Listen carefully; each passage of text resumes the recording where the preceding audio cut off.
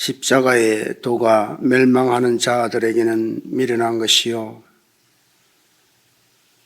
구원을 받는 우리에게는 하나님의 능력이라. 나는 부활이요 생명이니 나를 믿는 자는 죽어도 살겠고 무릇 살아서 나를 믿는 자는 영원히 죽지 아니하리라고 말씀하신 주님, 죽음의 권세를 이기시고 부활의 첫 열매를 이루신 주님을 찬양합니다. 지난 시간에도 알고도 모르고도 지은 죄 주님 용서하여 주옵시고 이른 비와 늦은 비로 인해 악인의 형통함을 부러워하고 가닥 없는 고난 속에 하나님을 원망하였음을 고백합니다. 주님,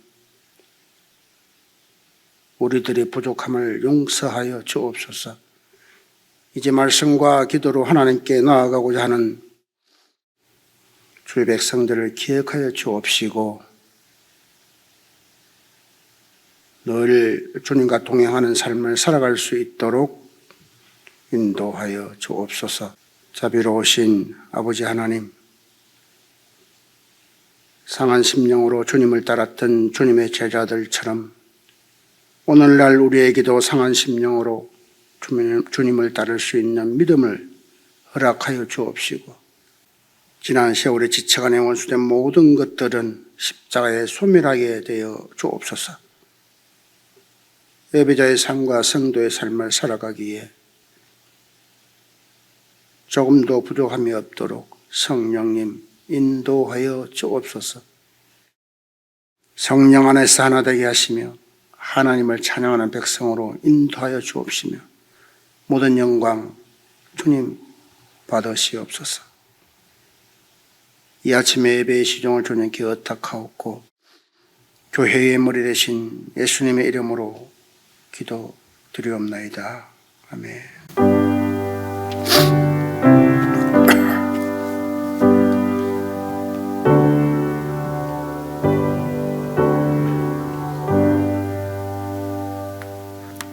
네, 오늘 우리가 함께 말씀 볼 본문은 이제 사도행전 4장 13절부터 31절까지 함께 보시겠습니다. 사도행전 4장 13절부터 31절 말씀입니다. 다 찾으신 줄 알고 한 절씩 교독하겠습니다. 그들이 베드로와 요한이 담대하게 말함을 보고 그들을 본래 학문 없는 범인으로 알았다가 이상히 여기며 또 전에 예수와 함께 있던 줄도 알고 또 병나은 사람이 그들과 함께 서 있는 것을 보고 비난할 말이 없는지라 명하여 공회에서 나가라 하고 서로 의논하여 이르되 이 사람들을 어떻게 할까? 그들로 말미암아 유명한 표적 나타난 것이 예루살렘에 사는 모든 사람에게 알려졌으니 우리도 부인할 수 없는지라. 이것이 민간에 더 퍼지지 못하게 그들을 위협하여 이후로는 이 이름으로 아무에게도 말하지 말게 하자 하고 그들을 불러 경고하여 도무지 예수의 이름으로 말하지도 말고 가르치지도 말라 하니 베드로와 요한이 대답하여 이르되 하나님 앞에서 너희의 말을 듣는 것이 하나님의 말씀을 듣는 것보다 옳은가 판단하라. 우리는 보고 들은 것을 말하지 아니할 수 없다 하니 관리들이 백성들 때문에 그들을 어떻게 처벌할지 방법을 찾지 못하고 다시 위협하여 놓아주었으니 이는 모든 사람이 그 된 일을 보고 하나님께 영광을 돌림이라.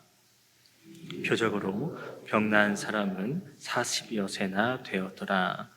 사도들이 노임에 그 동료에게 가서 제사장들과 장로들의 말을 다 알리니 그들이 듣고 한 마음으로 하나님께 소리를 높여 이르되 대주제여 천지와 바다와 그 가운데에 만물을 지은 이시요 또 주의 종 우리 조상 다윗의 입을 통하여 성령으로 말씀하시기를 어찌하여 열방이 분노하며 족속들이 허사를 경영하였는고 세상의 군안들이 나서며 관리들이 함께 모여 주와 그의 그리스도를 대적하도다 하신 이로소이다.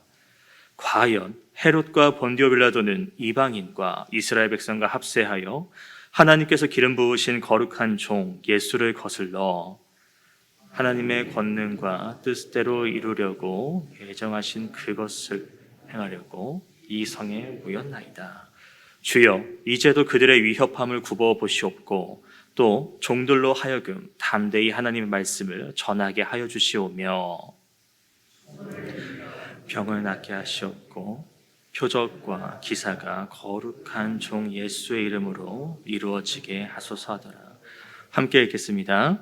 빌기를 다하며 모인 곳이 진동하더니 무리가 다 성령에 충만하여 담대히 하나님의 말씀을 전하니라. 아멘.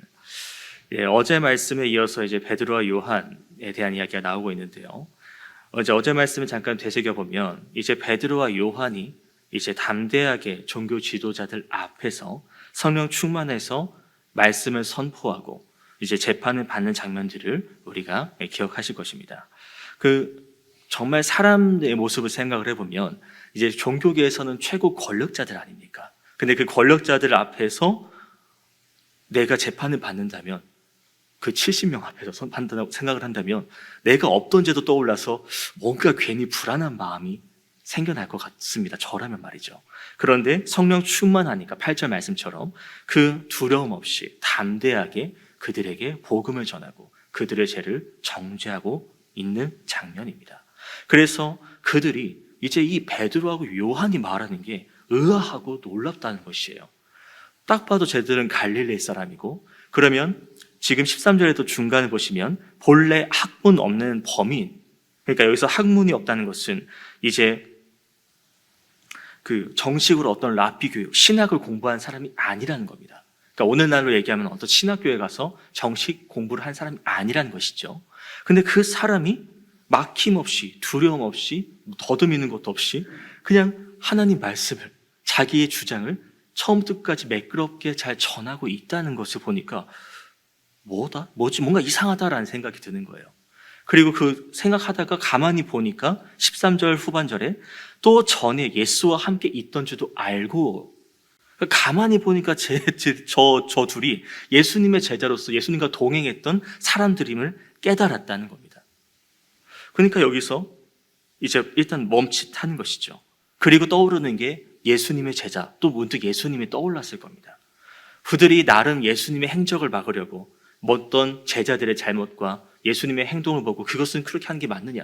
말씀은 이렇게 되는데 그러면 어느 것은 어떻게 해야 됩니까? 라고 예수님의 함정을 파고 예수님을 어떻게든 무너뜨리려고 했는데 그때마다 예수님께서는 정말 말씀으로 참 지혜로 모든 것을 이겨내셨고, 그러니까 이들은 어떤 의미로는 이제 예수라는 그 이름에 트라우마가 생긴 것이죠.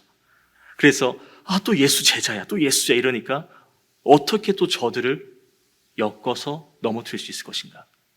물론 이들은 나름 성공했던 것이 예수님을 붙잡아서 밤중에 재판을 하고 바로 그냥 십자가에 매달리게 한 그 사건은 성공은 한 것이죠. 예수님을 죽였다는 것 자체가. 하지만 그것 또한 하나님의 계획이 있었기에 가능한 일이었지, 하나님께서 그렇게 하지 않으시겠다고 했다면 아무리 이들이 종교 지도자고 권력자고 하더라도요, 그들의 생각은, 그들의 계획은 아무런 효과가 없었을 것이라는 것입니다.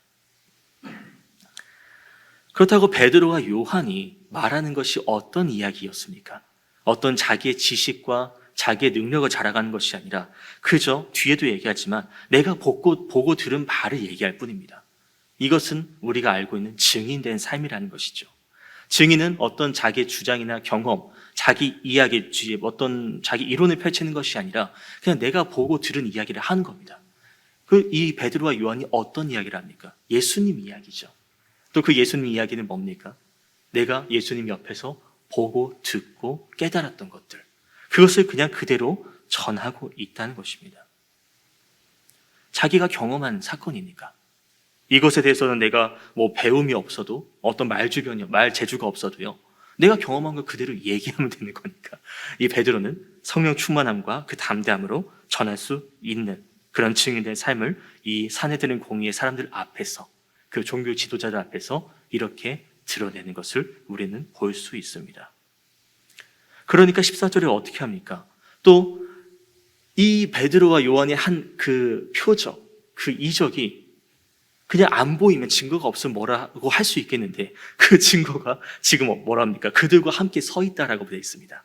그러니까 안진뱅이라고 이미 40여 년 동안 알려져 있던 그 사람이 일어나서 그 옆에 서 있으니까 이거는 뭐 빼도 박도 못한 증거가 옆에 있으니까 이제 어떻게 비난할 수가 없는 거예요. 이 베드로와 요한의 말에 어떻게 지적할 수가 없는 겁니다. 그래서 15절에 일단 나가라. 이 베드로와 요한을 잠깐 이 공회에서 나가게 합니다. 이 공회는 이제 어떤 이제 실내 공간이라고 보시면 되겠는데요. 이 산해드린 공회에도 이제 70여 명의 이제 그 제사장들과 사람들이 모여서 이렇게 둘러싸게 앉게 하고 이제 재판의 사람을 그 가운데 세우게 하고 그리고 이제 70여 명이 이제 어울러서 이제 비난하고 재판하는 그런 장소인데요. 근데 그곳에서 나가게 하니까 이제 자기들끼리 뭔가 비밀 얘기를 하겠다라는 것이죠. 그래서 16절부터 이제 쭉 얘기하는 것은 우리가 이 사람들을 어떻게 해야 될까? 이미 이들의 행한 표적이 사람들에게 많이 알려져 있고 그리고 그것을 심지어 뭐라 말합니까? 우리도 부인할 수 없다. 아까 14절에 이미 봐버렸으니까요. 이 사람이 없다면 어떻게든 내가 권력으로 어떤 이제 뭐 언론 플레이를 하든 어떻게든 이 사건을 묻으려고 할 수 있겠지만 이미 이 사건을 사람들이 봤고 자기들도 봐버렸고 그 사건을 본 사람들이 5천 명이 믿기 시작했고 그러니까 이 사도들이 어떤 법을 위반했느냐? 그것도 아니고 또 그 제자들, 사도들을 지지하는 사람들도 많이 있고요. 그러니까 억지로 어떻게든지 이 제자를 또 감옥에 가둔다. 또 심한 최고 형벌인 사형에 처하게 한다. 그러면은 또 이제 민심이 좋아지지가 않을 겁니다. 그러니까 이들이 할 수 있는 것은 이제 그들을 불러서 내가 이번엔 풀어줄 테니까 다시는 그 이름, 예수 이름으로 복음을 전하지도 말고 그리고 가르치는 일도 하지 말아라. 그저 이렇게 회유하는, 좋게 말한다고 하면서 은은하게 협박을 하고 있는 것밖에 하지 못합니다. 나름 이들도 이제 생각이 있는 건 이런 겁니다. 이제 이 법, 이렇게 해서 이들을 훈방 조치를 해버리면 이제 우리끼리 선례로 이미 이렇게 베드로와 요한 때 이렇게 하기로 했다. 그 사도들과 이렇게 합의를 봤다. 그런데 이 사도들이 또 다른 사도들도 그렇게 또 복음을 전하고 예수 이름을 전하게 된다면 이미 이렇게 하기로 우리가 법을 정해놨는데 이렇게 합의 봤는데 너희가 왜 그러냐? 이제 법적인 제재를 가할 수가 있게 되는 것이죠. 그러니까 이번에도 이들은 또 함정을 파고 있는 좋게 하면서 합의 본다고 하지만 속내는 지금 당장은 어떻게 통제할 근거가 없으니까 이 사례를 만들어서 또 이렇게 해버리자. 참 이런 부분에서는 참 지혜롭습니다. 똑똑합니다. 나름 이들도 이렇게 지금 이 기독교, 예수 이름을 통제하려고 하는 이유가 나름 있습니다. 그게 이제 요한복음 11장 47절부터 나오는 부분인데요. 읽어드리면 이렇습니다. 이제 대제사장들과 바리새인들이 공회를 모으고 이르되 이 사람이 많은 표적을 하니 예수가 많은 표적을 행하니 우리가 어떻게 하겠느냐. 48절 만일 그를 그대로 두면 모든 사람이 그를 예수를 믿을 것이고 그러면 로마인들이 와서 우리 땅과 민족을 빼앗아가리라. 지금 상황은 로마의 지배를 받고 있는 상황입니다. 그런데 이제 로마인들이 보기에는 지금 이 이스라엘은 유대교라는 나름 이 종교가 너무나도 탄탄하게 세워져 있다는 것이에요. 그런데 그 종교까지 건드려버리면 이제 그 믿음 있는 사람들의 반발이 얼마나 큰지를 우리가 너무 잘 알고 있지 않습니까? 그래서 그 믿음은 그대로 두고 그거는 유대교 너희가 그냥 알아서 지도자들이 알아서 하고 나머지는 우리가 다스리겠다. 그러니까 이 종교 지도자들의 입장에서는 자기들의 종교 지도자의 그 권력, 위치, 권위는 유지가 되는 거예요. 그러니까 그러면 오케이, 알겠다. 그럼 나머지 너희가 다 하고 우리는 이 종교 지도자, 종교인들을 잘 다독일게. 나름 이제 합의를 봐버린 장면입니다. 그러니까 지금 이렇게 나름 유대교로 내가 유대 그 종교 지도자로서 권위로서 이 백성들을 통제하고 다스리고 있는데 예수라는 존재가 문득 튀어 올라와서 내가 하나님의 아들이고 내가 하나님 나라를 세우겠다고 말하고 있고 그러니까 그 제자들도 착각했던 것처럼 이 유대 종교 지도자들도 하나님의 나라를 세우겠다? 그러면 지금 이 로마인들의 지배하고 있는데 이거를 전복하겠다는 건가? 로마인들 입장에서는 이 소식이 잘못 들어가면 이제 반란, 쿠데타입니다. 그러니까 그러면 지금 예수가 많이 알려지고 사람들이 예수를 따르게 되면 아까 요한복음 11장 48절처럼 로마인들이 와서 이 예수를 제압하고 그러고 지도자들인 자신들에게 너희가 제대로 통제를 못했구나.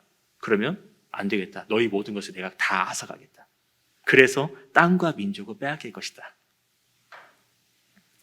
그러니까 이 지도자들 입장에서 생각해 보면 나름 이 자기들의 종교, 그 믿음을 지키기 위해서 그리고 이 백성들 지키기 위해서 나름 애쓰는 부분이라고 이제 이해하려면 이해할 수 있겠습니다. 그런데 문제는 뭐냐면 정작 그 참 진리를 제대로 깨우치지 못했다라는 것이죠.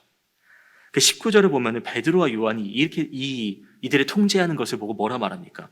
하나님 앞에서 너희 말 듣는 것이 하나님의 말씀을 듣는 것보다 더 옳은지 너희가 판단해봐라. 하나님이 우선이냐 너희가 우선이냐라고 대놓고 부딪혀버린 겁니다.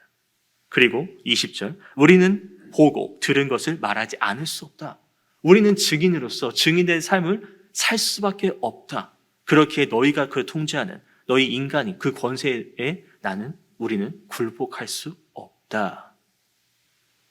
베드로 8절 성령 충만한 사람입니다. 담대합니다. 그러니까 지금 성령 충만한 사람은 기준이 세상의 기준이 아니에요.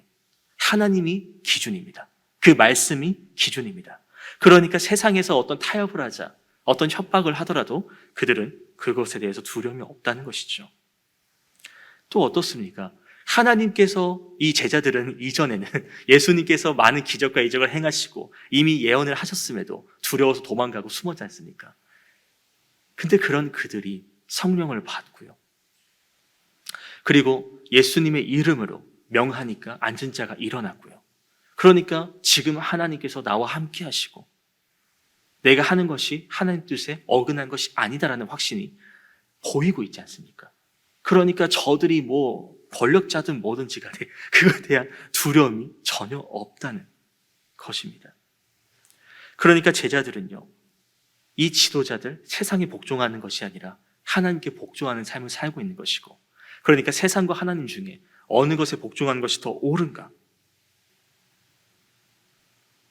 너무 잘 알고 있기 때문에 세상이 어떻게 위협을 하더라도 그것은 하나님의 권위 앞에서는 아무런 쓸모가 없는, 그러니까 이제 이런 말도 있지 않습니까? 세상에 감당할 수 없는 사람이 되어라. 우리는 그런 그리스도인이 되어야 된다는 것입니다. 하나님 말씀에 잘 훈련되어 있고 그 성경이 내 안에 바로 잘 심어져 있다면, 그 성경 말씀으로 내가 무장되어 있다면 내 세상의 어떤 협박이나 그런 두려움, 그 가운데서도 하나님을 온전히 붙잡고 나아가게 수 있다는 것이고, 그러면 세상이 나를 어떻게 흔들어 놓으려고 한다 하더라도 하나님이 나의 든든한 후원자가 되시고 나를 단단하게 붙잡아 주시니까 그저 두려움 없이 담대하게. 그게 지금 베드로와 요한이 그렇게 하고 있지 않습니까? 그러니까 종교 지도자들이 얘는 도대체 뭘까? 무슨 뒷배경이 있길래 뭘 믿고 저들은 저렇게 당당하게 나갈 수 있을까? 그래서 어떻게 하지 못하지 않습니까? 강제로 구속할 수도 없고 죽일 수도 없고 말로 어떻게 한다 하더라도, 권위로 누른다 하더라도 이들은 전혀 눈 깜빡하지 않습니다. 그렇게 하면 뭔가 하나쯤 물음표가 떠오를 수 있지 않겠습니까? 도대체 뭘 믿길래 저들이 말하는 예수, 물론 내가 자기들이 합의해서 예수를 죽이긴 했지만 그 예수가 부활했다고, 예수 이름으로 행하니까 이렇게 담대해질 수 있다고? 그럼 도대체 그 예수가 말하는 복음이 뭘까라는 그런 물음표는 한 번쯤은 떠오를 수 있지 않겠습니까? 베드로도 분명히 회개하라. 그 회개가 너희는 건방지다가 아니라 이제 회개하고 돌이킬 수 있는 기회를, 또 예수 그리스도의 이름을 전하면서 다시 돌이킬 수 있는 복음 제시를 베드로는 계속 해오고 있지 않습니까? 그러면 이 지도자를 하더라도 한 번쯤은 듣고 궁금해하면서 니고데모처럼 와서 물어볼 수 있는 거 아니겠습니까? 그런데 이들이 그 복음을 끝까지 받아들이지 않는 것은, 그 베드로와 요한이 말하는 것을 듣고도 내보내고 자기들끼리 어떻게 저들을 통제해야 될까라고 계속 합의하는 것은요, 너무나도 뻔한 안전벨리가 일어난 그 사실이 있다 하더라도요, 그들 가운데는 그 자리에 대한 욕심, 세상에 대한 그 영향력을 포기하지 못하기 때문에 그들이 누려왔던 그것을 내려놓는 게 쉽지 않기 때문에 결국 그 복음을 제시하는 것에도 그 종교 지도자들은 복음을 받아들이지 않습니다. 세상을 쫓아가기 때문이에요. 그러니까 하나님 말씀을 듣고 하나님 말씀을 전하는 사람에게 할 수 있는 것은 그저 협박.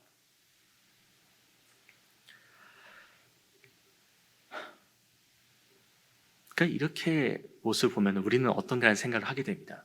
이들의 영적인 눈은 가려져 있습니다. 자기 욕심 때문에 말이죠. 그러면은 지금 내가 이 세상에 살아가면서 바라고 바라는 것은 무엇인가라는 생각을 한 번쯤은 해볼 수 있겠습니다. 이들은 가진 게 많습니다. 앞서 얘기했던 로마가 이제 나름 합의를 봐서 종교 지도자로서의 그 자리, 그 권위를 여전히 유지할 수 있었습니다. 그런데 이 예수를 받아들이게 되면 지금 이 유대교, 자기들이 그렇게 이 밑받침을 쌓아왔던 그 유대교가 무너진다고 여겨지는 겁니다.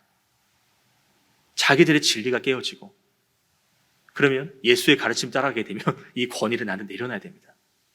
그러니까 이것을 포기할 수 없기 때문에 예수를 계속 부정하는 것이고, 하나님께서 분명하게 말씀하시고 구약에서부터 말씀해 오셨지만 그들은 눈을 가리고 하나님 말씀을 자기 편의대로 받아들이고 있는 장면이라는 것이죠. 그렇다면 욕심이 참 무서운 것을 우리는 볼 수 있고, 또 이런 말씀도 떠오를 수 있겠죠. 욕심이 잉태한 즉 죄를 낳고, 죄가 장성한 즉 사망을 낳느니라.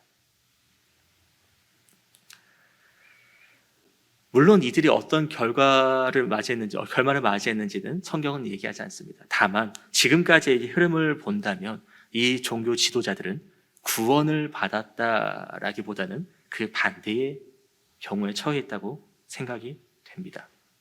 계속 하나님 말씀을 부인하고 자기 욕심대로 살았기 때문이죠. 23절을 보실까요? 이제 풀려난 베드로와 요한이 동료들에게 이제 가서 자기들이 겪은 일을 이야기를 합니다. 그리고 그 이야기를 들은 사람들이 한 마음으로 소리를 높여서 기도합니다. 이제 베드로와 요한의 이제 이야기를 듣고 그 교회, 초대교회는 한 마음이 되었다는 것인데, 그제 여기서 말하는 기도, 이제 이 기도는 함께 기도 제목을 이렇게 나누고 기도를 했는지, 아니면은 누군가 대표 기도를 하고 이제 다른 사람들이 그 기도에 따라서 아멘하면서 화답했는지는 정확히 어떻게 나오진 않았지만 뭔가 24절 이후부터 내용을 보면은 이제 한 사람이 이야기를 하고, 그리고 그 다른 사람들이 이제 주변 다른 사람들이 그거에 대해서 이제 아멘하면서 나간 것이 아닐까라는 생각이 드는데요. 이제 이렇든 저렇든 우리가 이제 그 기도를 들어보면 이렇습니다. 한 마음으로 이제 대주제, 주인 되신 하나님께 이렇게 고백합니다. 천지와 바다와 그 가운데에 만유를 지으신 하나님이 모든 만물의 주인이시고 천하를 창조주이신 분이고 절대 통치자이신 분임을 고백하면서 이들은 기도를 시작합니다. 그리고 이제 그 밑에 보시면은 이제 다윗의 이제 입을 빌어서 하는 얘기가 나오는데요. 다윗이 등장하는데, 다윗이 어떤 고백을 했느냐? 그것은 이제 그 관조 보시면 시편 2편 1절부터 2절 말씀인데요. 그 내용을 보시면 이제 이스라엘을 대적하는 이방 민족들이 메시아를 거부하는 내용이 기록되어 있습니다. 근데 그것을 이제 인용해서 말하는 장면인데, 여기서는 그 대적들이 누구냐? 그 이방 민족들이 누구냐? 이제 헤롯, 또 빌라도, 이제 로마, 그리고 이스라엘 백성들입니다. 분명 이스라엘 백성은 이방 민족이 아닙니다.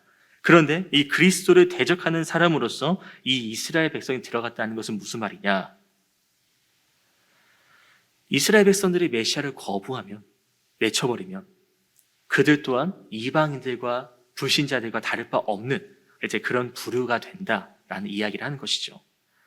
그러니까 이들의 이제 고백들을 가만히 보면은 이제 이런 핍박들도, 이런 그리스도의 대적자들이 나오는 것도 하나님의 말씀 가운데, 하나님의 뜻 가운데 이루어지고 있는 장면들이다라는 그들의 고백입니다.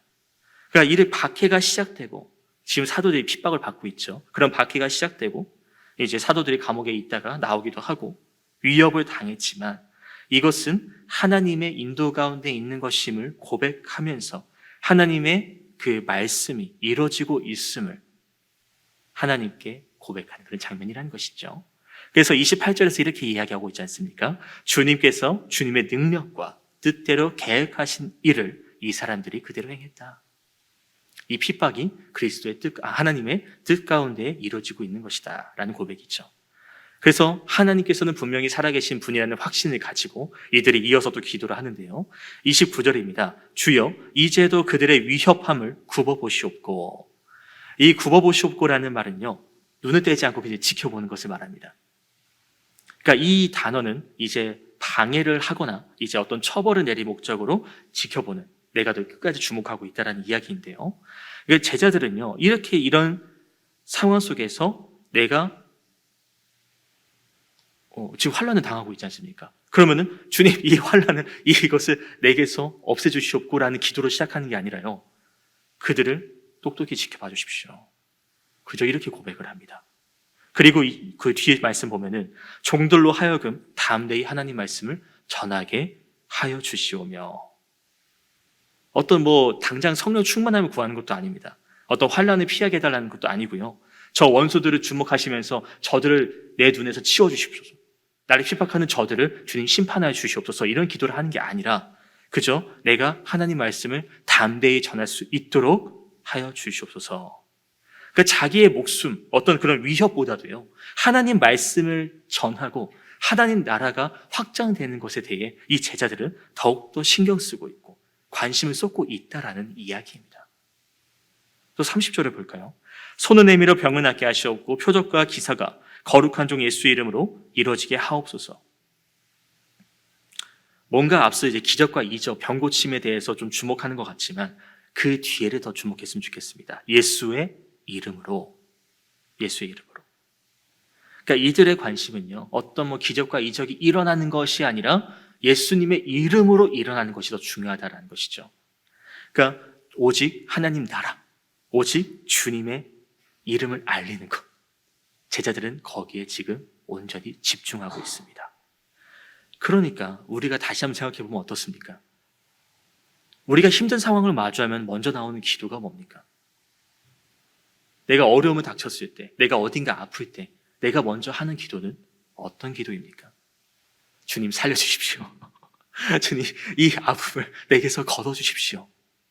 먼저 이런 기도가 나오지 않습니까? 그런데 이 제자들은요, 지금 제가 말씀드린 것과는 정반대의 기도를 하고 있습니다. 오히려 주님 나라를 위해서 주님 말씀을 더 전할 수 있도록 담대함을 주소서. 내가 주님 말씀을 온전히 알릴 수 있도록 내게 능력을 주옵소서.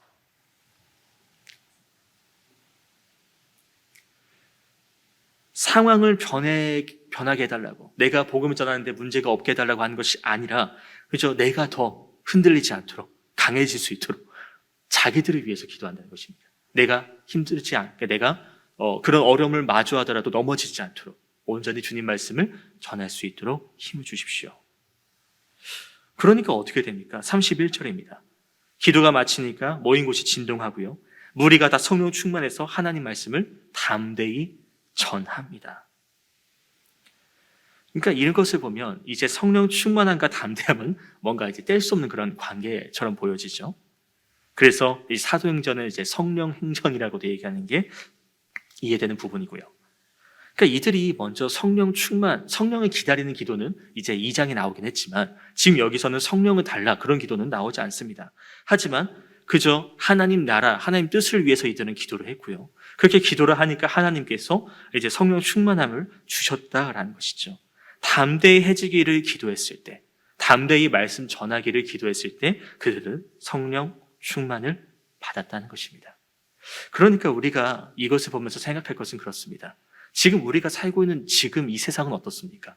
어떤 교회가 심하게 핍박을 받고 어떤 돌이 날아온다든가 계란이 던져진다든가, 내가 그리스도인이라고 세상에 밝혔을 때 그것에 대해서 큰 비난을 받거나, 혹시 그런 상황에 처해 계십니까? 아니면 반대로 오히려 그리스도인이라 하더라도 그러든지 말든지, 네가 그리스도인은 말든 난 상관없다, 오히려 나에게 교회 가자는 얘기를 하지 말아라, 그냥 이 정도로 멈추지 않습니까? 물론 제가 보지 못한 더 심한 상황에 있는 분도 계시겠지만 지금 이 초대교회만큼 핍박을 받는 상황은 아니라고 말씀드릴 수 있겠습니다. 그러니까 핍박의 어떤 박해의 시대라기보다는 편한 시대죠. 내 신앙생활 하는 것에 대해서 어떤 어려움을 받거나 어떤 핍박을 받는 그런 상황은 아니지 않습니까? 그러니까 뭔가 담대히 복음을 전하기에는 핍박을 안 받으니까 담대할 필요도 없고, 뭔가 또 말씀을 듣는 것도 요즘 이렇게 컴퓨터 검색하거나 TV를 틀거나 핸드폰만 보더라도 워낙 말씀이 넘쳐납니다. 그러니까 애써서 뭔가 말씀을 추구하지 않아도 다 들려오니까. 그러니까 죄송한 얘기지만 이때처럼 성령 충만함, 초대교회처럼 성령 충만합니다. 어떤 성령의 역사, 복음의 능력이 그때보다도 덜 하다고 여겨지는 것은 우리가 담대할 필요가 없기 때문에 그런 것은 아닐까요? 핍박을 받지 않으니까 굳이 그렇게 절실할 필요도, 내가 어렵지 않으니까 그렇게 간절할 필요도 없으니까 그렇게 간절한 기도도 안 하고 그저 좋은 게 좋은 거지 하면서 뭔가 이렇게 부드럽게 넘어가고 있는 그런 신앙생활을 하기 때문에, 그래서 우리가 이런 어떤 복음의 능력이나 성령의 역사가 일어나지 않는 것은 아닐까, 갑자기 그런 생각이 듭니다. 그렇기에 베드로와 요한의 모습을 우리가 다시 한번 주목했으면 좋겠습니다. 그리고 그 베드로와 요한의 이야기를 듣고 그것은 너희 일이 아니라 우리의 일, 한 마음으로 그 일을 위해서 기도하는 그 초대교회 사람들을 다시 한번 묵상하면서 나는 지금 내가 있는 그 자리에서 어떤 마음으로, 어떤 자세로 살아가고 있는가를 생각해 봤으면 좋겠습니다. 내가 이런 편안한 시대에 물들어서 내가 치열하게 신앙생활을 하고 있는가? 그런 편안한 상황에서도 나는 정말 간절하게 그 복음을 위해서 살고 있는가?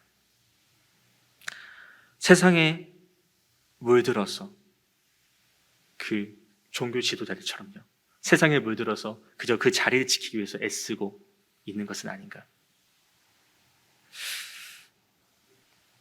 다시 한번 말씀 묵상하시면서 정말 베드로와 요한 그리고 그 제자들처럼 성령 충만하면서 세상에 무너지지 않고 세상에 흔들리지 않고 오히려 그 세상을 이기면서 하나님 나라와 그리고 그 말씀을 전할 수 있는, 복음된 삶을 살아갈 수 있는, 그리고 증인된 삶을 살아갈 수 있는 그리스도인으로 살아가는 우리 모두가 되었으면 좋겠습니다. 자, 개인적으로 말씀 묵상하시겠습니다.